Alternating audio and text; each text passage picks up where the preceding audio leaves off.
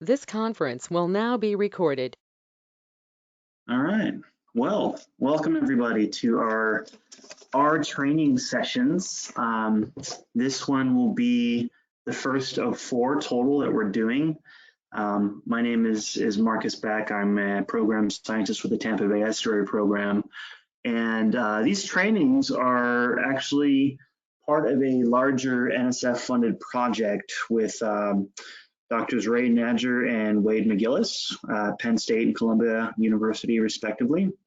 And we are working to basically figure out how we can better estimate ecosystem metabolism in estuaries. So I'll be talking a little more about that project probably in the next few trainings.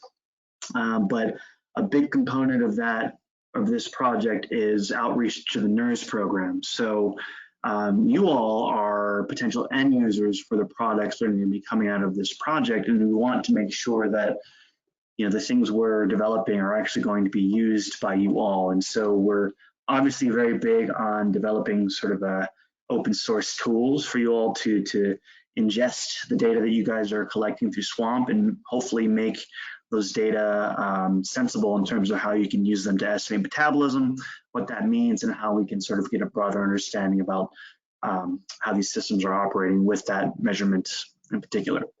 So these R trainings are all focused around this project in general. We want to kind of develop an internal capacity among you all to learn how to use the tools. So that being said, we're doing all of this in R. So this is very much an R training. We are kind of assuming that many folks, this is probably the first time you've used R or have never really experienced the greatness that is R. So we're starting from ground zero. I know for some of you this will be review, but nonetheless, it never hurts to sort of think about these things from a fresh perspective. So that's where we're starting today. This first session is going to be all about R basics, not terribly exciting compared to the next lessons, but the second, third, and fourth lessons will get into some of the nitty-gritty about using SWAMP data to estimate metabolism and use some of the tools that we're thinking about developing for this project. So I put some links into the chat. These are all relevant links for you to use today.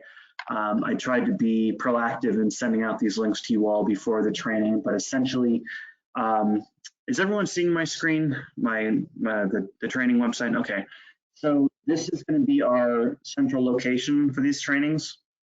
This is a website we put together that is the resource that we're going to use for these trainings, but also can be something you can go back to after the fact and use this to continue to brush up or hone in your skills as you move forward. So this is where we're going to live. A couple of housekeeping items. We have an hour and a half today. I don't think we'll take that long. But essentially, this is your time to learn about R. So feel free to ask questions. We don't have a whole lot of people online today compared to some other trainings I've done remotely. So this is kind of a manageable group, which is great. So that means, we can have a discussion and ask questions if we need to. But what I want to encourage everybody to do is mute your microphones, obviously, unless you have a question. If you do have a question, feel free to make liberal use of the chat. I've recruited some R ninjas that are in the room with us today to try to facilitate or field those questions as they're asked, because I think it'll just go smoother if we can get those initial questions asked through the chat. So try that first. If not, I'll try to make time throughout this lesson to sort of open the floor for questions if I feel like people aren't, understanding some concepts or whatever. So I do want to make that available just to have verbal questions should we need to go there, but try the chat first. Our platform today for setup, hopefully you all are good to go with the RStudio software. There's essentially 2 options. RStudio Cloud is one. This works really well for teaching because we've essentially installed all of the packages already that we're going to use, and the data sets are already on there. But in the long run, you want to make sure you are going to install RStudio locally on your computer because essentially RStudio Cloud is really a training tool, and to really make full use of RStudio, you want to have your own local version. But either one works for the trainings. It's up to you. The exercises I have for today kind of assume that you're using RStudio Cloud, but we can also walk through how we can do the exercises on your own local version as well. So we also have a live coding link right here. If you go to this is actually a file I've shared on Dropbox. You'll see it right here. This is a file I have synced up on my local RStudio right here. So when I print something and save it, and you go to the live link and refresh it, you should see that pop up because it's synced with my machine. So this is a way to keep up with the coding as I'm going through the examples. I see people filing in there, so great. And this is what I just typed in there, so it syncs up. I just have to make sure to save the file every time I make changes, so you guys are getting them. But basically, you know, when we're going through the lessons, I think the best thing for you all is, well, hopefully you have 2 computer screens. If you have just one going, I'll pray for you. But if you have 2 screens, I think, you know, you can have RStudio on one screen, and then maybe the live coding link on the other screen, or the website on the other screen, and you can sort of follow along that way. But essentially, all these tools are on there to sort of make sure you can keep up with us, or keep up with the lesson as we go through it. You know, if you get lost, you can go to the live coding link, or you can go to the website, which is the lesson we're going to go through today. So that's pretty much it. Let's see. Also, as another attempt to kind of keep everybody up with the progress of the lesson as we go, there's a script at the top, rbasics.r. You can also just download this script and open it up on your RStudio project and use that to go through, because this has all of the R code that we're going through for the lesson today, which I'll be typing on as we go, but you can also use this script as a place just to, you know, visually go through it as opposed to typing it. If you are using the cloud version, you'll see this is actually on my account. This is the cloud version you should have synced up. But what this is basically, this is a copy of the project that has the website. So all of the content that's used to create this website is in this RStudio project. So there's a bunch of stuff you won't need, but what you can do is find access to the script. So you can open this rbasics.r script, and this is all the code we're going to go through today.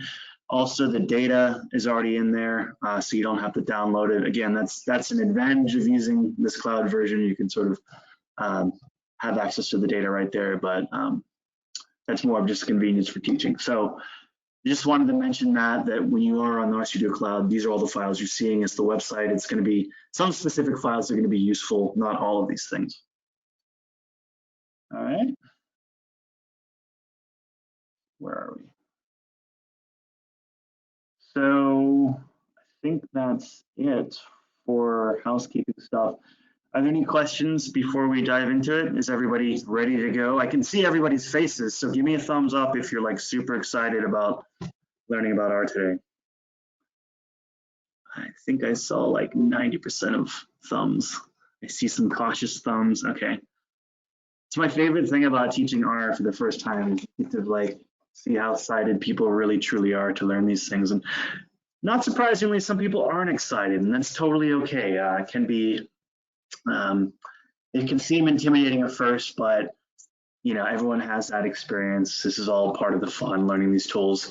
I'm here to help. I want this to be informative. I don't want you to feel like if it's frustrating that you're never going to get it. We've all been there. So I just say, you know, try to stick with it. And once you see and learn the value of it, it should, you know, you'll have that momentum moving forward to continue to learn and use it as an asset. All right. So R basics, this is ground zero for us. This is where we're starting to just get comfortable with using R.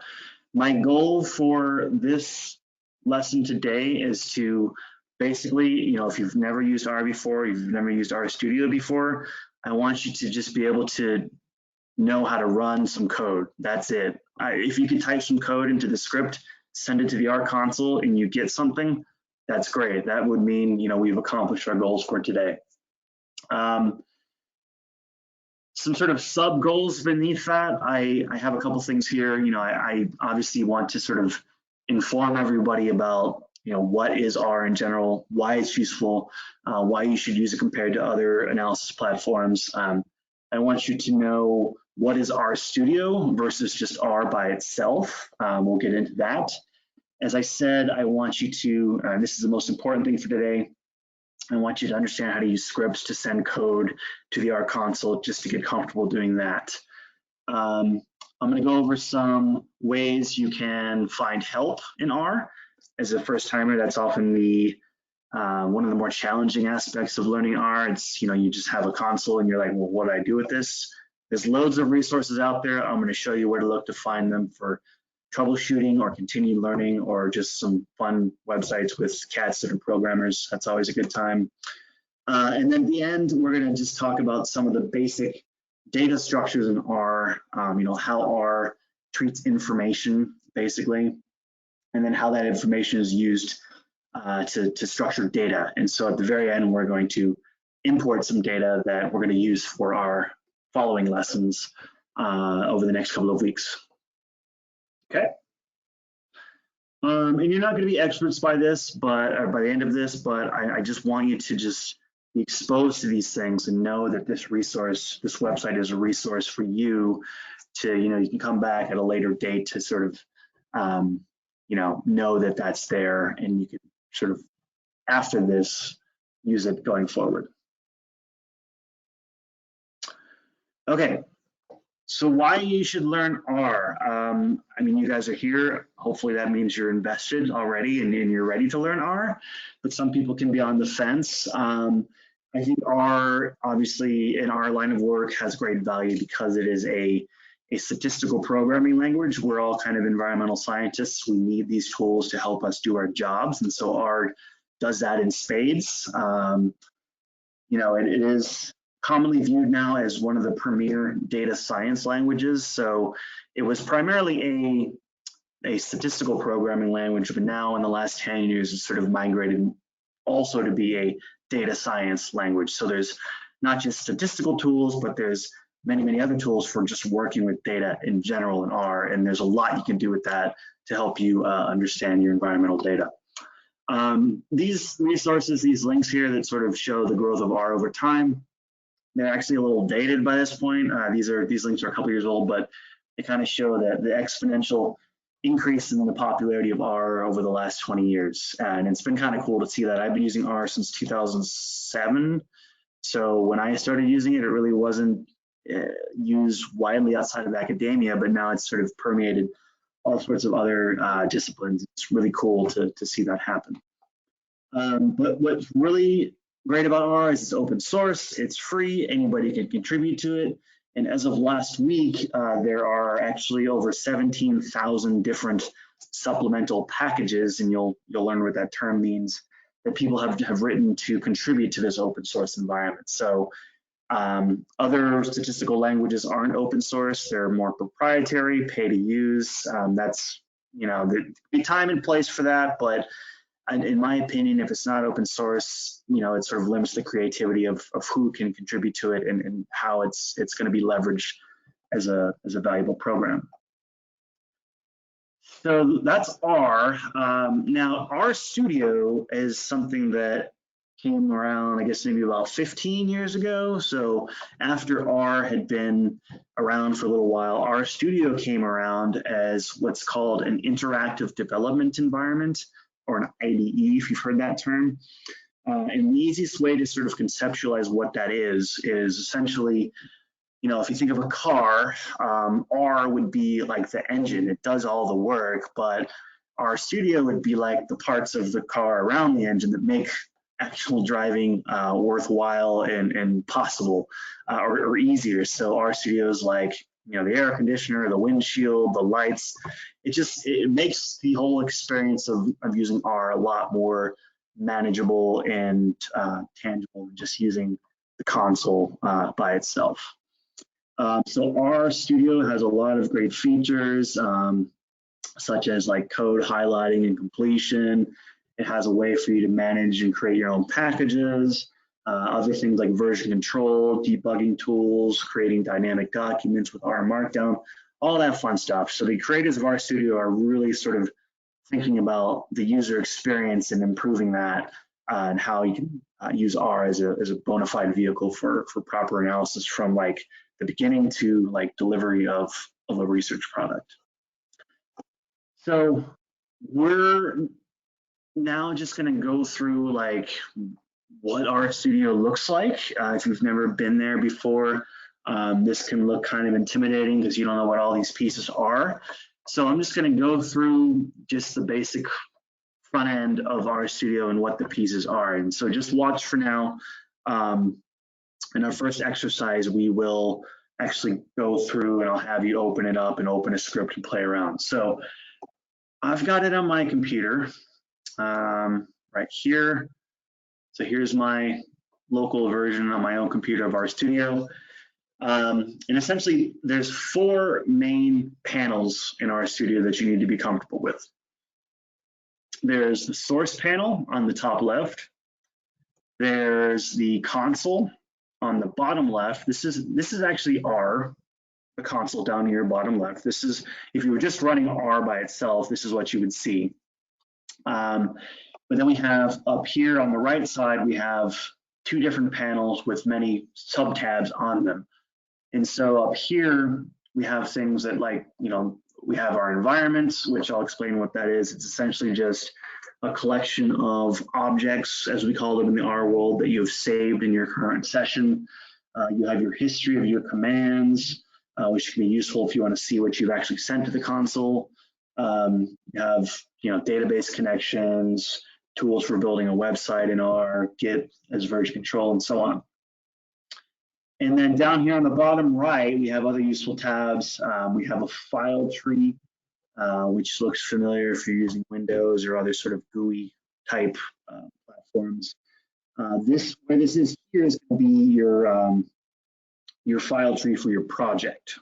And I'll explain what a project is in RStudio, but this is going to be where all of the files live for your particular RStudio session. Then we have a plot window, so you can make plots, they show up here. I have package manager, help files where those show up, and then a viewer for looking at 3D plots or interactive plots. So that's it. When you write code, you usually write it in the script and you send it down to the console to execute it, to actually run the commands or the functions. So most of the time, when you are writing code, you're going to be doing it in your script up here, top left.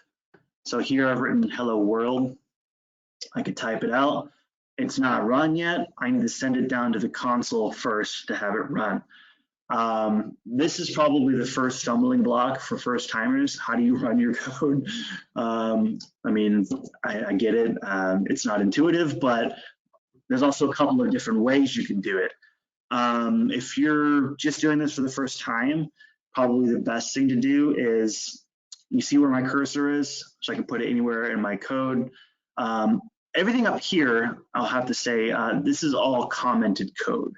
So I have a pound sign or a hashtag, as the kids say, up here, where anything that's after that pound sign is just plain text comments that I can write that say things like, this is, you know, the live coding script, for example, or this is a little set of instructions that are what this script is supposed to do. So when I run this, it doesn't do anything because it's commented out, but it's just a way to sort of annotate your script as you go. All these other things down here, so this will actually run. So if I put my cursor here, you see it's flashing there. I can send this down to the console by hitting the run button up here on the top right. So I send that, it sends this print function down to the console, and then I see it's printed out this bit called hello world.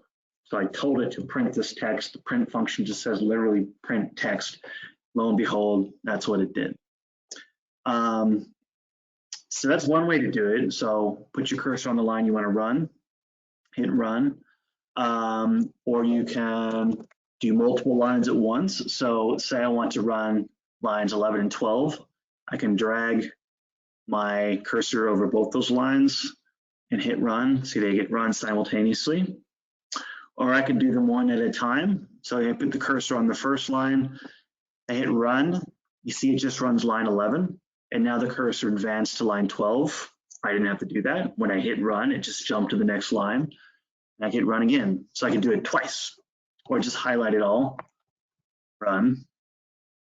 So that's probably the easiest way to run code. There's also keyboard shortcuts, which if you're using R for the first time, that would be another sort of thing to learn on top of just how do you run code. So maybe not trying to tackle that just yet, but the more you get comfortable with it, I highly recommend you get comfortable with keyboard shortcuts. So essentially you can send code to the console by hitting Command Enter or Control Enter. Command Enter if you're on a Mac, Control Enter if you're on Windows. So Control Enter. Right there. It's the same thing as hitting run. So piece of cake, right? You can also run the entire script. So I said you can do it just by highlighting everything, but there's all these other buttons up here, this source button that basically says run the entire file. So say you have a script with lots of lines, lots of functions that do things, you don't want to run it line by line, you can hit this source or source with echo. Source will, I believe, just only show printed output, but if you use source with echo, it should print everything as you execute the code. But both of them run the entire file, so also something to keep in mind. So hit the run button, Control Enter, or source the whole thing. Both are all equal ways or semi-equal ways to run code. Are there any questions about that? Crystal clear. All right. So, hi, Marcus. This yes. is Allie. I have a quick question. So I figured out how to add source, but I'm not seeing how to like move things to top and bottom. Is that something that's you could explain really quick? So before I only had console. I'm not seeing any source like you have your split screen. I think what has happened is if you don't have any scripts open, this box will go all the way up to the top like that. Is that kind of what it looks like? Yeah. Yep. So these things are, these little buttons will minimize and maximize the different panes in RStudio. But also if you're using the cloud, like right now, there's no script open. And so you just see 3 panels. So you can, this is actually the lesson. So I'm kind of showing you the answer, but you open a script right there and now you have the script up here, console down here. Got it. Thank you. Yep. And you can also arrange, just FYI, you can arrange the orders of the panes, I believe in the settings somewhere. If you don't like, the console on the bottom left, like some people get really like passionate about where these things are in RStudio. I don't really care. I mean, this works fine for me. Script top, console bottom, left side, but you can change that. All right. So exercise 1, I'm just going to have you, I'm going to sort of briefly explain what the exercise is doing. Then I'm going to shut up and put a timer on the screen for 10 minutes. I want to respect everybody's time. But essentially, I'm going to have you open up RStudio. If you're in the cloud, you're good to go. If you're local, open up your own version of RStudio on your computer and open up a script. Or actually, I'm sorry, if you're not using RStudio Cloud, I want you to make a project first. So I'll walk through what that is when this exercise is done. But essentially just start a new project. And then when you're in that new project, create a new R script, save it as something informative like rscript.r, do it from the file menu. It's fairly straightforward. And then add some code on there and just get comfortable, sending code from script to the console. And then as a last step, I want you to download the data for today. If you went through all of the setup instructions for today, you should be ready to go. If you're using RStudio Cloud, you already have the data, so just ignore this, but I just want to make sure everyone has the data moving forward. So if you haven't done that, that would be the last step in number 5. So any questions before I set you free for 10 minutes? Or is 5 minutes too short? So I can do 5 minutes.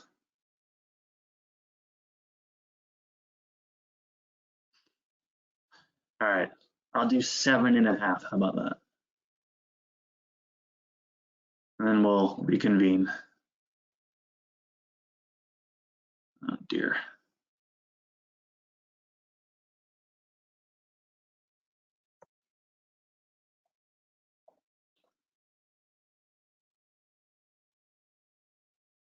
Okay, go forth and learn things.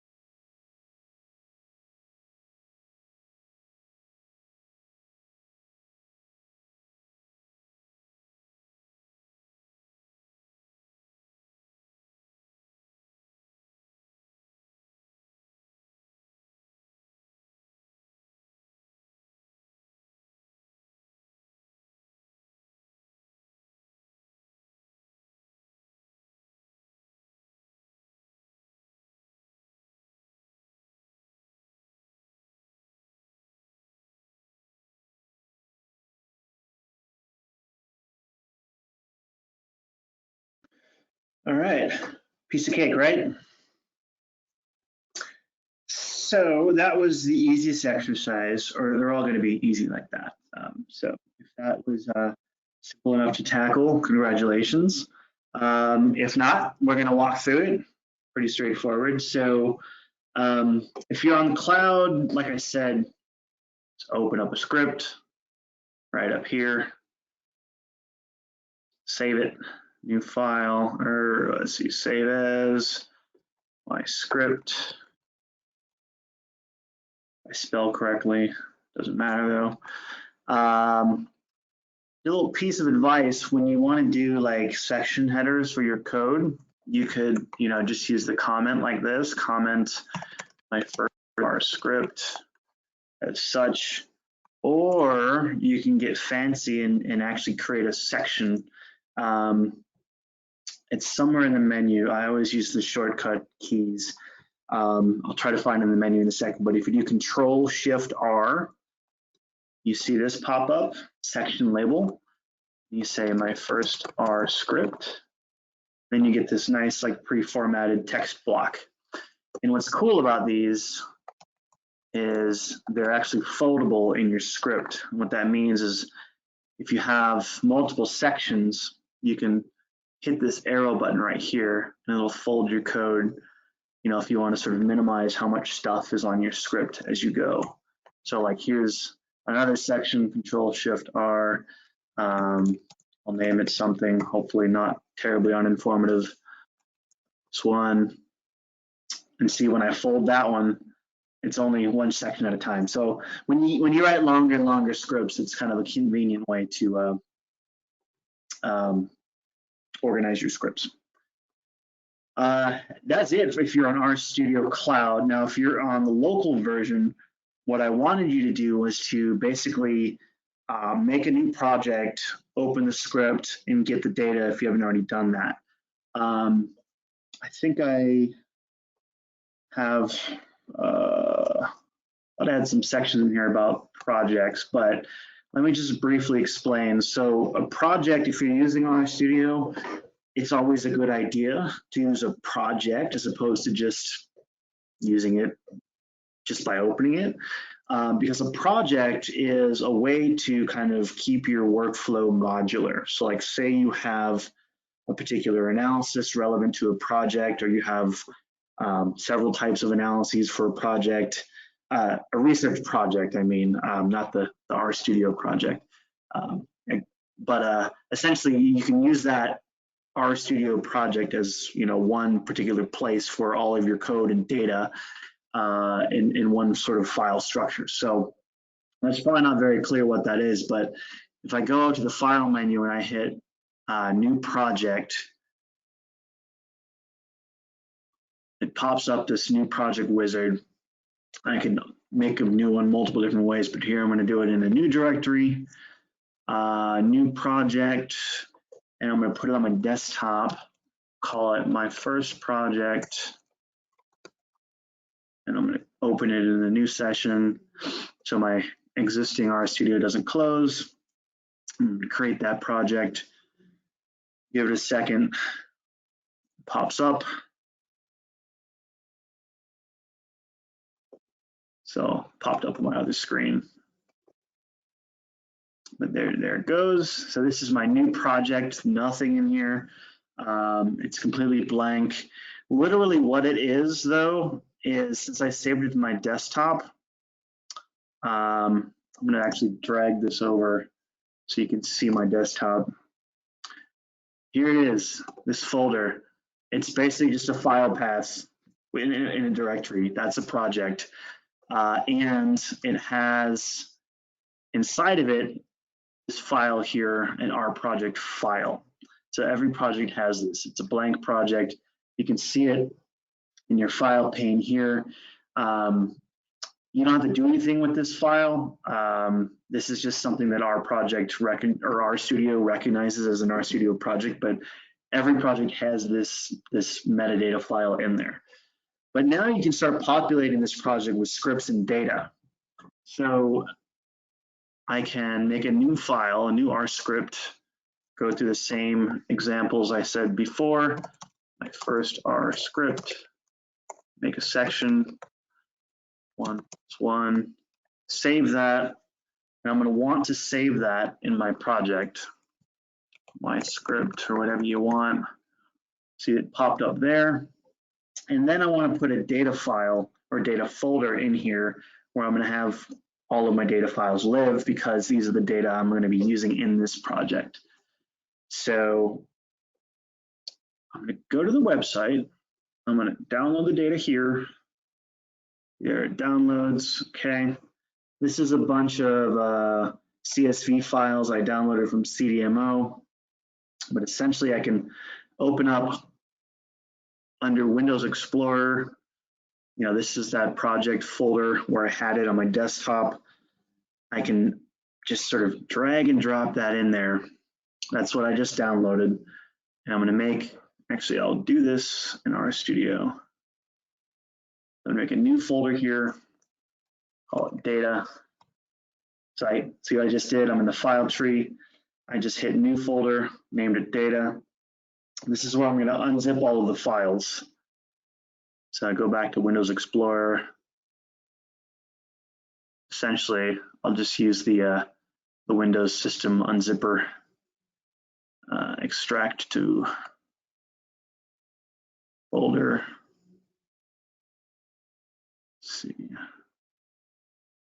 desktop, my first project, data. There we go.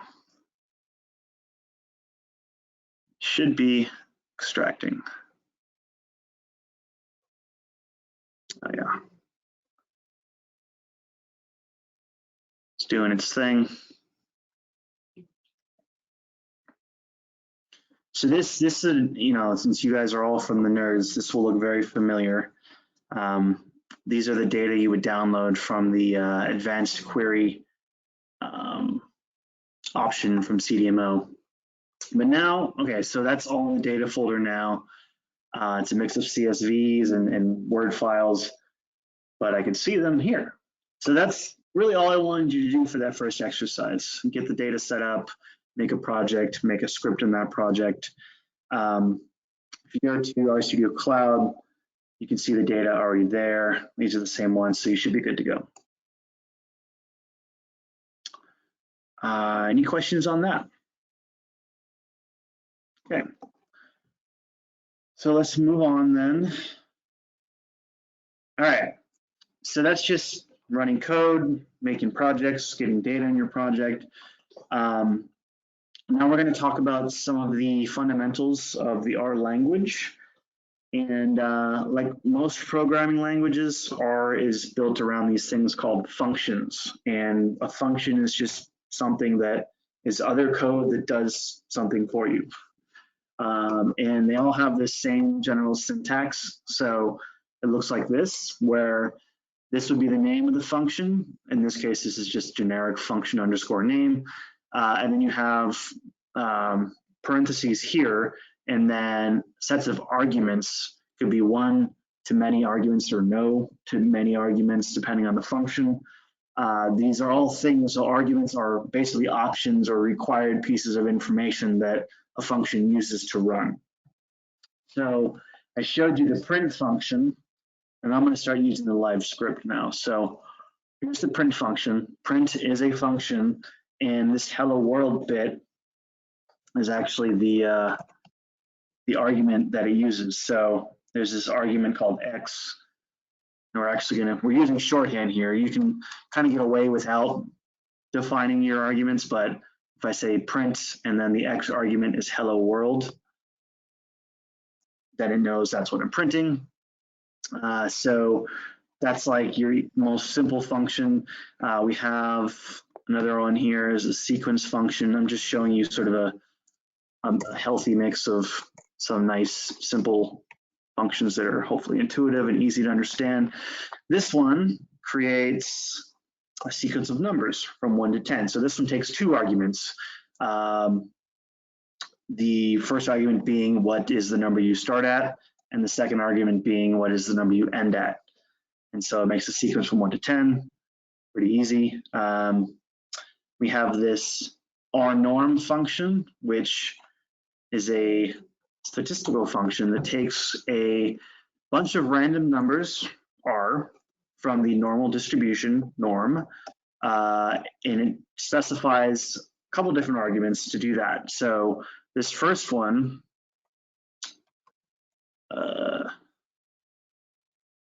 open the help file here.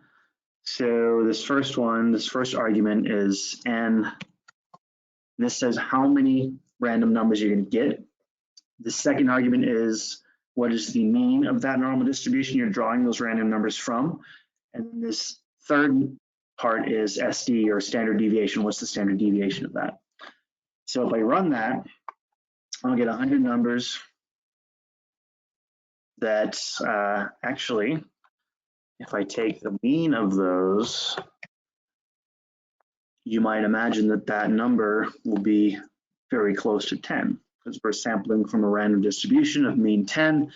The more we sample, or rather, you take multiple samples, the more we sample, we'll get closer and closer to 10, because that's just how the normal distribution works. But there you go. What I just did there was I wrapped the mean function around the R norm function, which you can also do. You might see that sometimes when people code. Not the best way to code your functions, but you can do that. So like here, if I could just use the mean one by itself, I could say, what is the mean of these three numbers, 1, 2, and 3? And actually I have to use this C function here to concatenate the values, essentially combine them into a vector to take the mean of them. But if I take the mean of these values, it'll be 2, you know. So that's the mean function. And this is what I was using to wrap around the R norm function. Pretty straightforward. Yeah, here's some other examples. So here's the mean of that again. Here you can take the sum of those. Sum is another function. But very often, you know, you'll see functions used like this. And so this is R's way of assigning output of code to an object.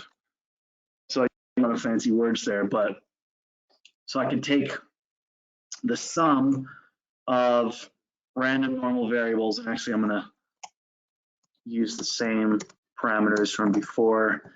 Instead of the sum, I'm gonna do the mean. So I run that, that'll be close to 10. But what I've done here on the left side of this function is I've written this part, my random sum. This is something I've made up.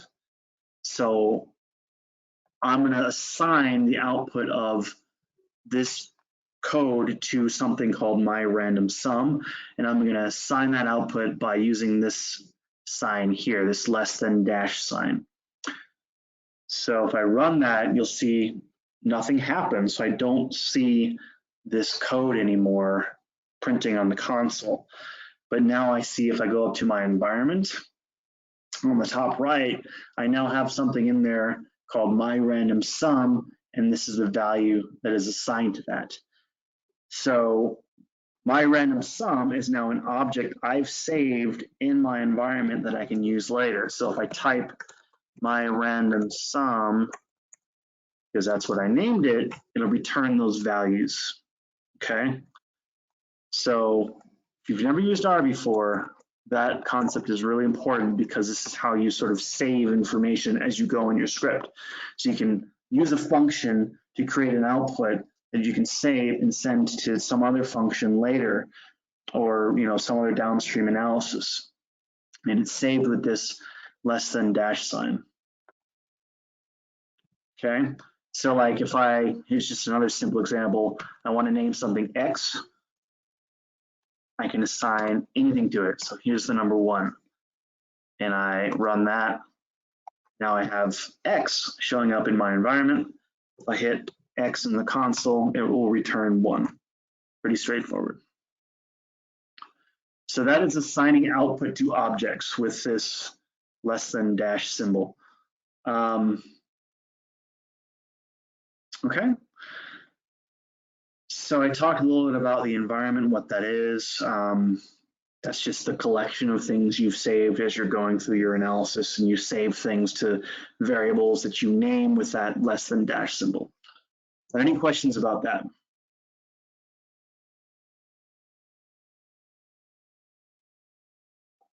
Yes, and Dave had a good comment that you can think of that less than dash sign as meaning gets.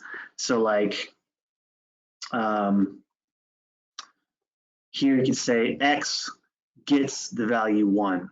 So I'm saving the value 1 to X, X gets 1. So a little way to remember that. Okay. So that's like the basics of our functions, how to run them, how to assign them to variables in your workspace. And most of the time, like 90% of the time when you're using R, you're going to be using functions, probably someone else's functions that you've written. Where these functions come from are from a variety of different places. When you download R for the first time, you have a set of, I want to say like 4,000 or so functions that come with R, that come with the base R installation. But really the real value of R is the ability to download packages from CRAN or other places like GitHub that are packages that other people have written to build on the R programming environment. And so these can be highly specialized packages for like working with swamp data, for example, like the Swamper package. And that's the real value of R, I think. Anybody can write packages and share them with other people. Where they come from, so I said CRAN. So CRAN is going to be where most of the packages live for R. This is the Comprehensive R Archive Network. It's basically a set of locations around the world where every location has the same packages. So they're all mirrored locations that sort of archive all of the packages that people contribute to the network. And when you download a package, you tap into one of those locations that's closest to you, ideally. You can also get them from GitHub or other websites, but mostly it's CRAN or GitHub. Now, to install a package, you just run a function install.packages, and then you have to load it after it's installed. But without jumping to the end here, I want you to do that for yourself in this next exercise. And so I'm going to have you install some packages and then load them. And so again, if you're using RStudio Cloud, this is already done for you. So really all you need to do is just load the packages, but I want you to get comfortable doing that. You can always install a package again. It won't hurt anything. In fact, it's usually a good idea to occasionally reinstall a package because they get developed over time. You want to make sure you have the newest package. That being said, every time you use a package, you don't have to install it. Once it's on your computer, you don't have to install it again, unless you want to get an updated version. However, when you are using R, you always have to load that package into your current R session, and that's done with the library function down here. So that's an important distinction. So I'll let you do that. This is a super easy one. I'm just going to put 5 minutes on the clock, and then we'll reconvene. Okay. May I ask a question before we go on? Absolutely. So I just ran through the script and the random numbers, and I'm generating a good set of random numbers, but my mean is not coming out to 10. And I grabbed the R script from the website too and ran it, just thinking that there was something wrong with my code, and it still reports really bizarre mean. Is it giving you a mean closer to 0? Yes. Okay. So the default values for the arguments are mean of 0, standard deviation of 1. So your standard normal distribution. So like, your typical bell curve where the mean is centered at 0 and the standard deviation of 1. So if you don't specify otherwise, the function will take those values as your default arguments. And you can actually, if you look at the help file for R norm, actually it's on the right here, you'll see what those default values are. So unless you change them explicitly, it's going to draw from those a distribution that has those parameters. Does that make sense?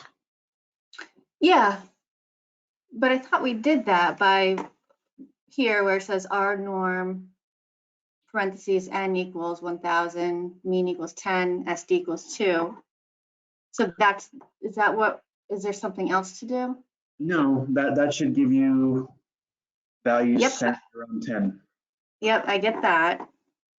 And so you take the mean of those, it'll be different every time because it's drawing. Oh, you know what? I see what I did. I got it. All right. Sorry to derail everybody. All right, so I'm going to assume you figured it out then. I did. Yeah. Okay. Yeah, this is a tricky example because you have to specify the parameters of the distribution, but also realize each time you run it, you'll get a different answer because it's drawing new numbers each time you run it, unless you're just retrieving the object you've already saved. It's not going to regenerate it because you've just saved that as like one instance of running those values. Okay. Got it. All right. So I'll give you 5 minutes to go through that exercise unless there are any more questions.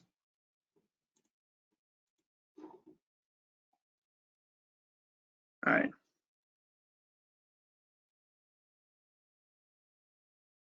Alrighty.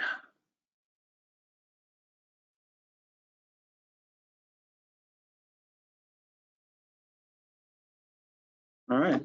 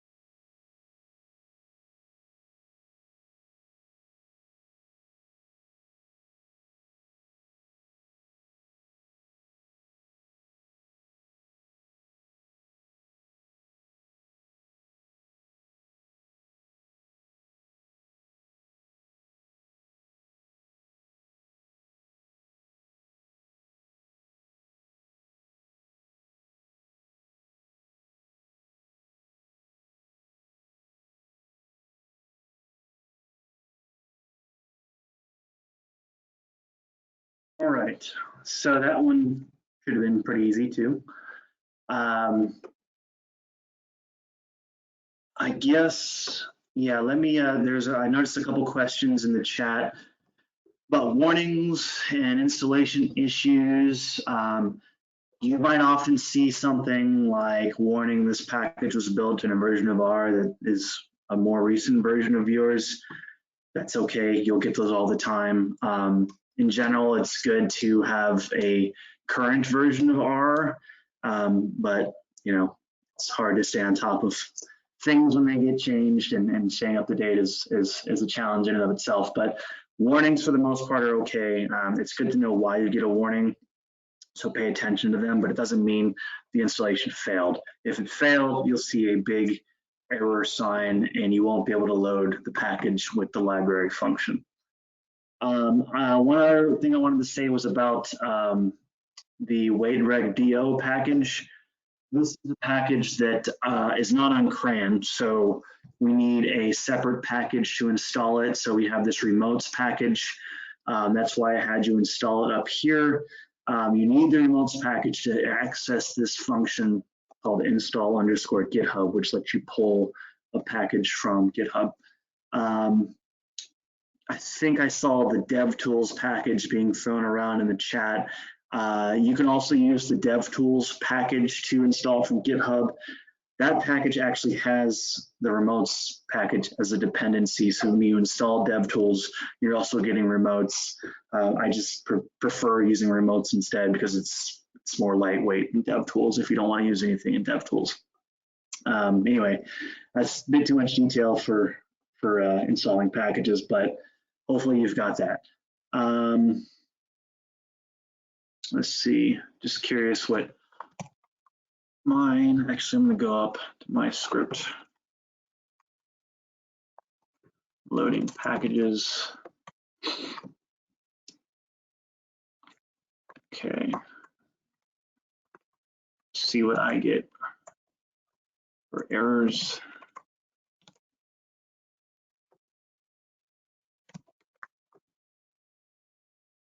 Let's see, what was it? Swamp.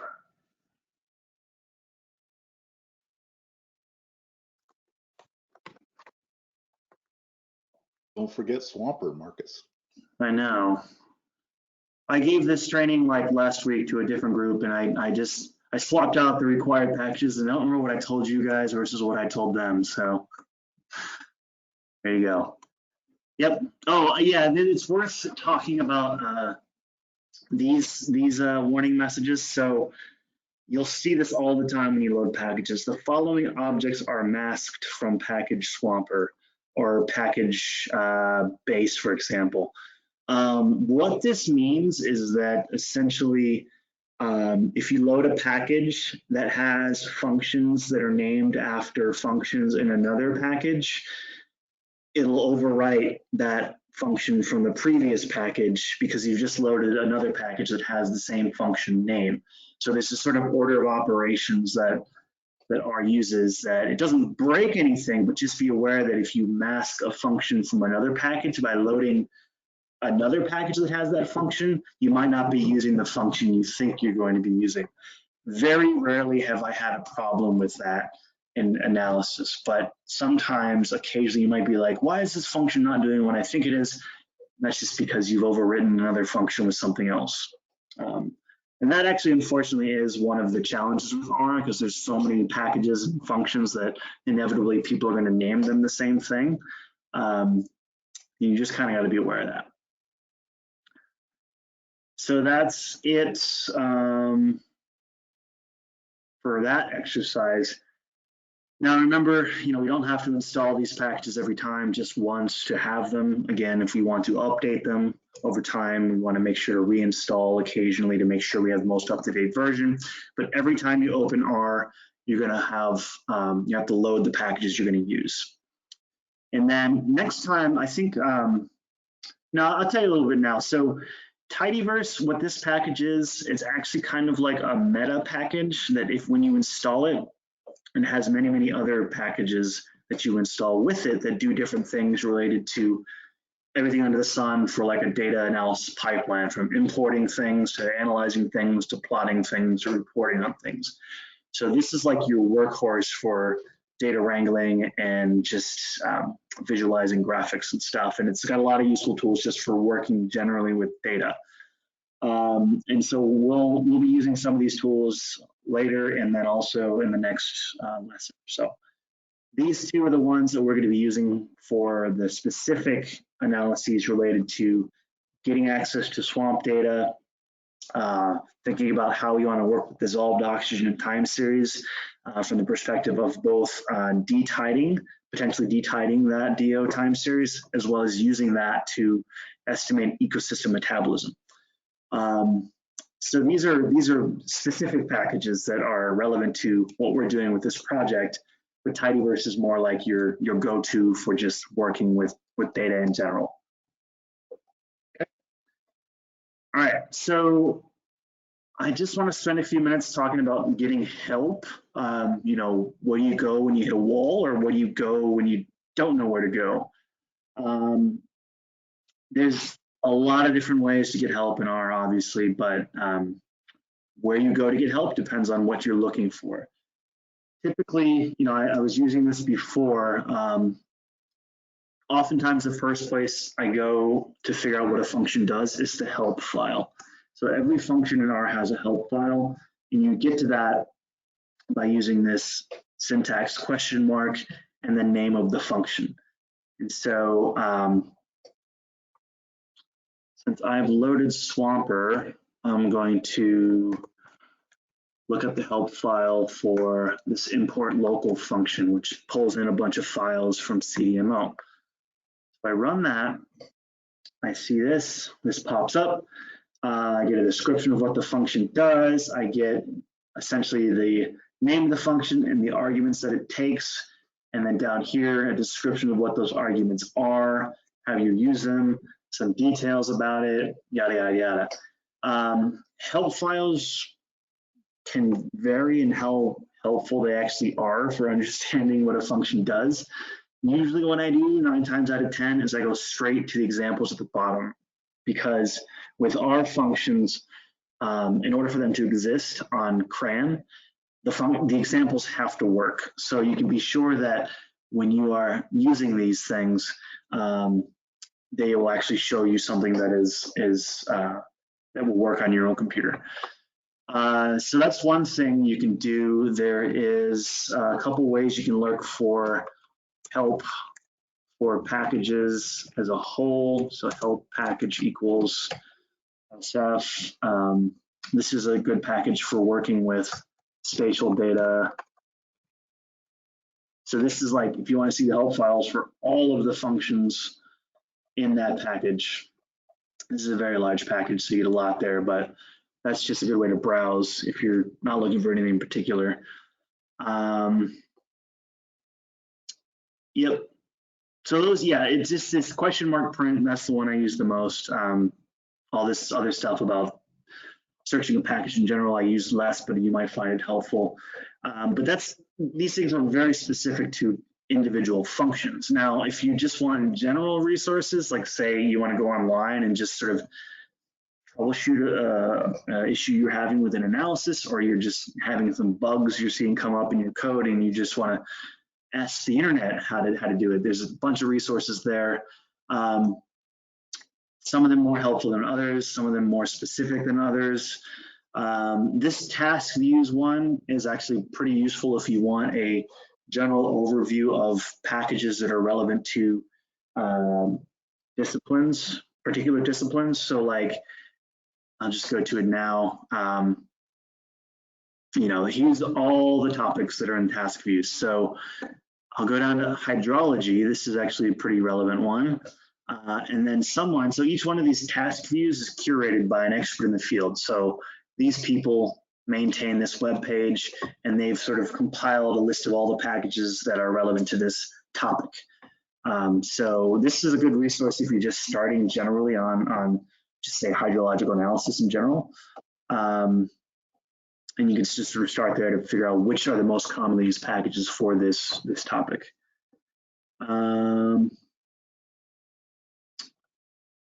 And there's all sorts of like mailing lists or Stack Overflow, for example, where you can actually post questions. Those are usually better for looking at questions other people have posted as opposed to asking your own. I usually don't do that until it's like a last ditch effort and I haven't, found anybody else asking this question. But those are other resources. Google is also very, very helpful. Of course, searching for R is a challenge because it's one letter. But the more you do, the more you'll get comfortable Googling for R. It's usually good to like preface your search with R and then like maybe paste the exact error message you get, or the function name for a package, that sort of thing. And you'll get a better handle for like which sources are reliable, if they have a lot of hits or if the more recent sources, that sort of thing. I use Google all the time. It's easy to use it as a crutch, but it is a very useful resource nonetheless for figuring out how to make your code work. And then just a list of other resources. These ones are all legit. Here's a really cool one that is uses cats as examples for running your code if you're into that sort of thing. I love it. It's great. Cat memes and R. It's like my two favorite things combined. I've actually got at the very end of this, data and resources, much longer list of tutorials and ebooks and stuff you can use for continued learning. So those are all viable things to do for just troubleshooting your own code and just looking online for general resources. Any questions about that? All right. So last bit of stuff, then I'll let you go for the day. I want to briefly talk about data structures just to get everybody comfortable with how R handles different pieces of information.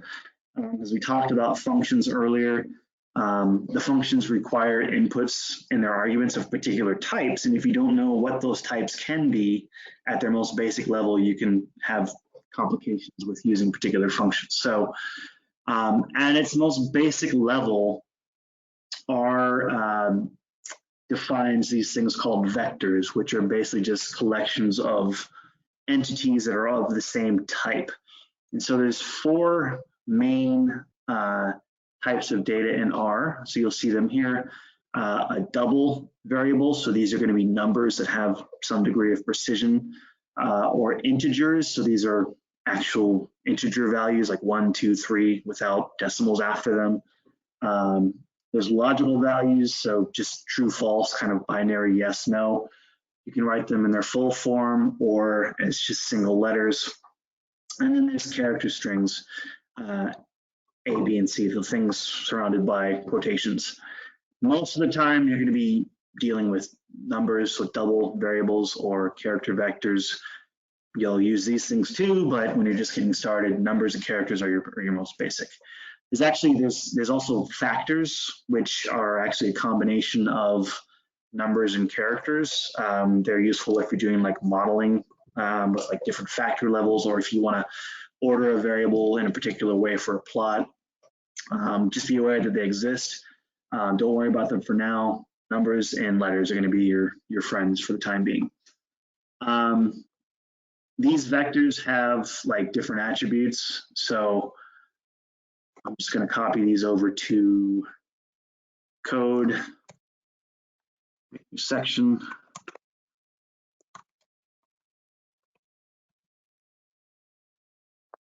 Copy there. So I'm assigning these values to this thing called double variable, so on and so forth. I briefly mentioned this C function. This C thing stands for concatenate, and it means combine these things into the same vector, concatenate them into the same vector. You have to do that anytime you want to combine something. You can't just write 1, 2.5, comma. You have to surround them into this function. So like if I just did 1, 2.5, 4.5, R wouldn't know what to do with that. It just says, I don't know what to do with this comma. So you have to concatenate them as such. So I can assign them to different names. I can play around with them. I could say, well, how long is the double variable? So there it has 3 values. I made it that way. So that's just its length. I could say, what is the class of the double variable? It'll tell me it's a numeric. So double numeric, they're synonymous. Same for what is the logical variable? That's a logical class. And so the general rule about these vectors is that they play well with one another, but not with each other. So if you wanted to add one numeric value to another numeric value, easy enough, but you can't add a letter to a number because one, it doesn't make sense, but R also doesn't know what to do with that. So you can't say 1 plus A, but you can say 1 plus 1, obviously. So piece of cake. So that's like the very, very basic level of how R stores information. But usually when you're working with data, you're going to be working with tabular information for the most part. And so we're calling this sort of two-dimensional data because you're going now from just information in a vector, so one vector in one dimension, to things in 2 dimensions, which are combinations of vectors. So this is what we call a data frame in R. And so we can actually construct this from scratch. So I'm going to copy these down here. I have a collection of letters. So this is our character vector. I have a collection of numbers, our double vector, and our collection of logical values right here. So I'm going to make them all separately. Letters, numbers, logicals. And so I can combine these things into a data frame here. So I'm putting the letters object in here, the numbers object in here, and the logical values in there. Saving that into my df object, and now we get a nice little table. We have each column is each one of these vectors, and so we've gone from separate one-dimensional vectors into a 2-dimensional data frame where the columns are the individual vectors and the rows would be like an observation of, you know, one thing that has all these values together. So that's it. It's a rectangular format. You can't, like, you know, combine things that have different lengths. So now I'm having letters with 2 values, numbers, logical, same thing. If I try to combine it, it'll tell me I can't combine something that has 2 values with something that has 3 values because I've just taken something out. So data frame, rectangular format, columns are the same class, rows are a slice of different things across the columns. All right, piece of cake. So most of the time, you're not going to be entering your data like that. You're not going to be typing in your information as you go. So most of the time, you're going to be importing your data from an outside source because it's just really tedious to type an entire data frame, obviously. And so this last exercise we're going to do, we're going to import some data.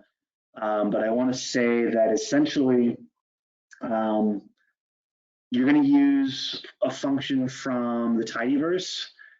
So there's this read underscore CSV. There's other variants of that come with base R, but this is going to be the one we're going to be using today. This says import files or import a table from a CSV file. So comma separated values, or there's also read Excel functions, all that fun stuff. But generally, it's easier to read data in a flat file text-based format, meaning that it's rectangular and it's only numbers and letters essentially. This read CSV function comes with the readr package that comes with the tidyverse. So when you load the tidyverse, you should have access to this function. So we'll do that in a second. But before I set you free on that last exercise, I want to talk about the working directory because this is an important part of importing data and actually exporting data or files when you're done. But the working directory is essentially where your project is. This is one centralized location where all files are going to be referenced relative to that location. So I'm gonna actually go back to my first project here. If you're in RStudio, you can see your working directory right here. So it's on my desktop, it's in this folder, my first project. This is literally where the project lives. You can also see it with this get wd function, get my working directory. And so this is essentially a place where R will look for files when you want to import them, or this is where it will save files when you export them out of RStudio. So if I wanted to read in one of these files, so I'm loading the tidyverse. This is what you'll do in this next exercise. Okay, you get a bunch of messages, no errors, but it looks good. I'm going to say dat gets the file that I'm importing, read CSV. And these files now, if I want to import a file in this data folder, it's going to be relative to this working directory. So I don't have to type C users, Marcus, whatever it is, desktop, my project, all that. We don't have to because we're in this working directory already. So all I have to type is the data folder where it's at right here, /, and then whatever file I want to lead in. So there you go. There's a bunch of information you get with this function, but we're not going to talk about that now. So it knows that this data folder lives in the working directory, so I don't have to type the whole thing. If I wanted to get a file outside of my project, outside of my working directory, I would have to type the entire file path. So just know the working directory is a relative location that R looks first when you're importing data. So kind of a scary concept at first, but it's pretty fundamental for import export. All right. So we're actually about 4 minutes left. So I'll put 5 minutes on the clock, but I want you all to essentially do what I just did, import 2 files with the read CSV function. And this is going to be a file from Apalachicola from 2019 and Sapelo Island from 2019. And then once you get it in there, play around, see how, what are the number of rows, what are the number of columns, what are the column names, all that fun stuff. So just get comfortable with importing it and just exploring. So I'll give it 5 minutes, then I'll quickly close up because I don't want to go too much over time.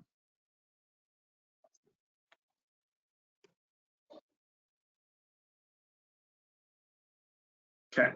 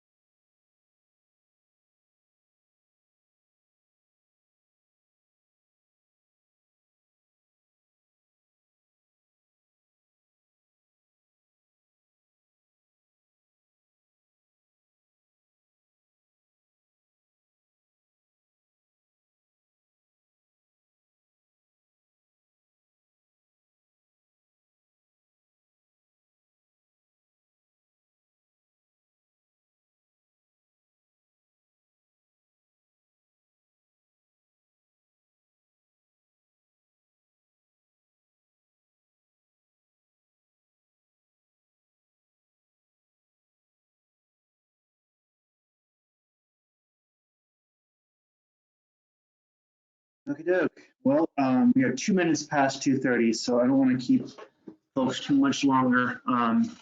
That exercise was hopefully pretty simple.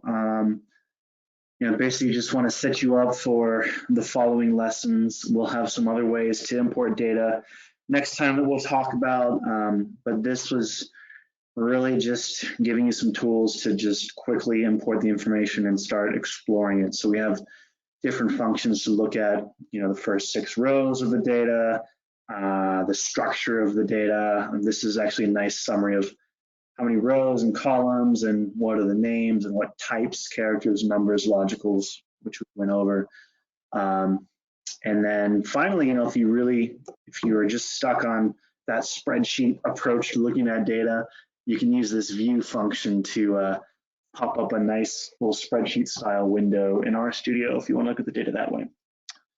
So yeah, are there any questions on that before we adjourn for the day?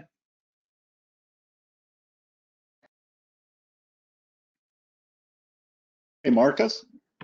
Yeah, what's up, Dave? So just one thing to let people know, when we were talking about places you could go for help, they are also welcome to contact me with our questions if they want. That's part of my NOAA job, is to try to build our competency within the NERRS community. So if you can't find anything, although I'm just going to Google it too, probably. But yeah, I'm happy to help you if you have any problems, especially on like Swamper or Swamper extension, but also any other R things that might come up. So just wanted to get that pitch in there. Absolutely, and I really appreciate that, Dave. So email Dave first, not me. If Dave can't help you, then I guess you can email me. But His email.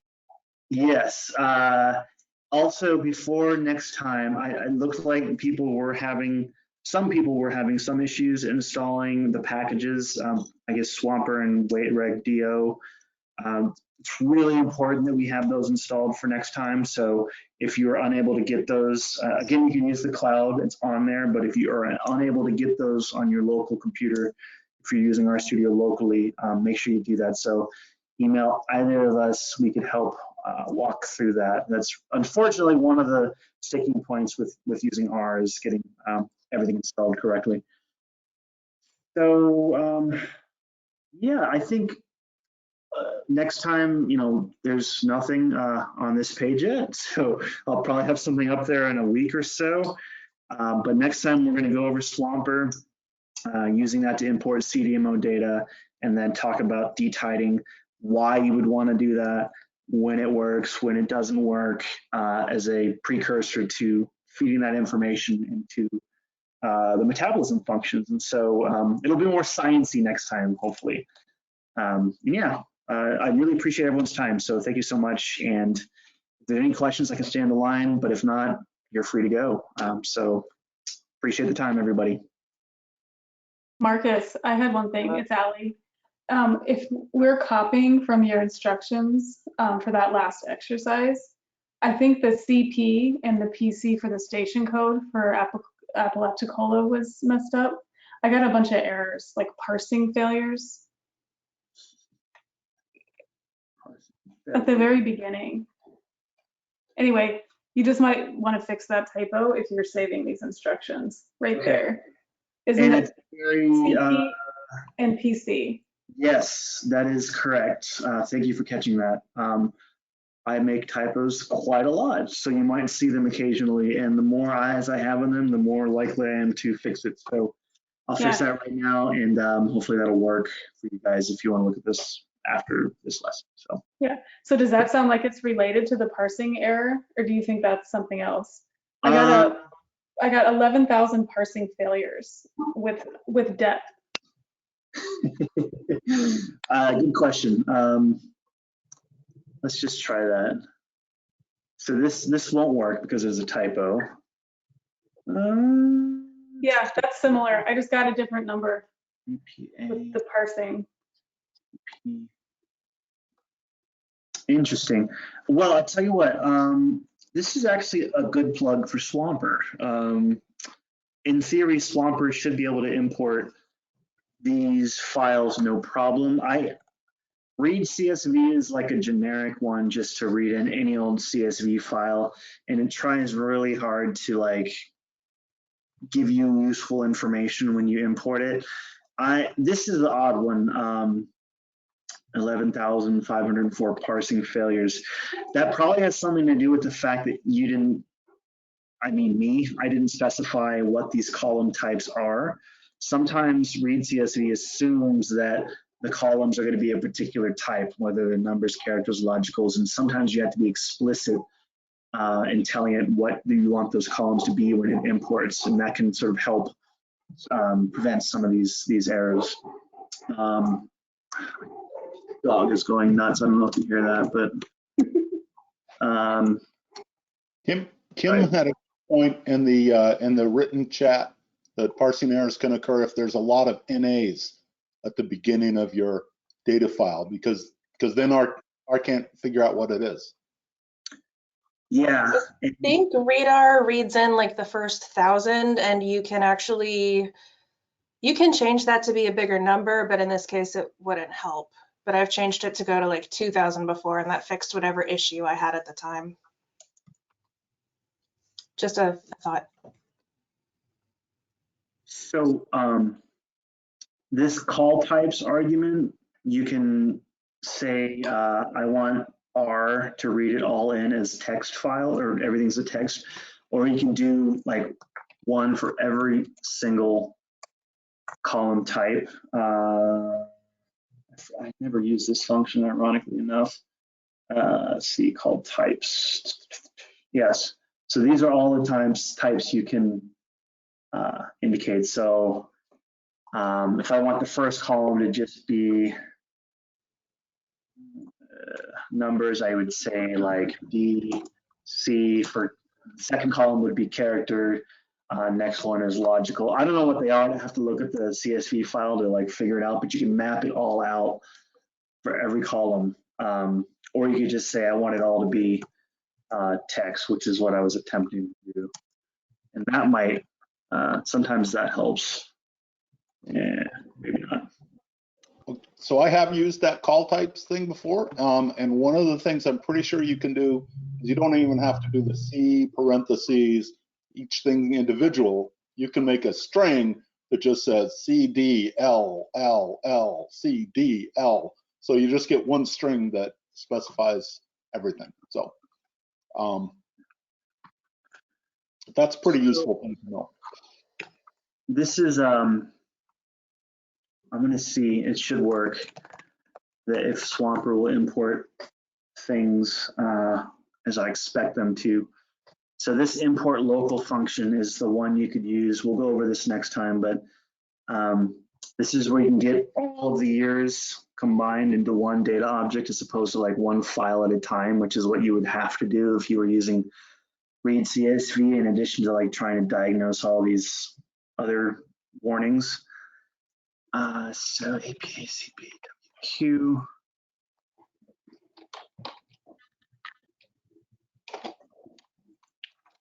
So it takes a few seconds longer than importing the CSV, but it's doing a lot behind the scenes to format the data in a way to combine it. But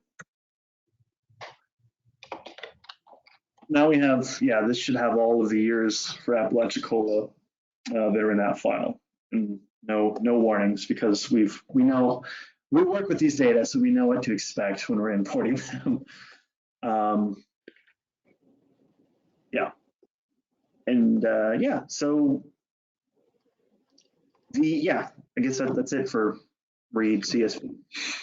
So where do we get import local? I tried your question mark before, earlier in the training, and then I just tried it now. I don't have that.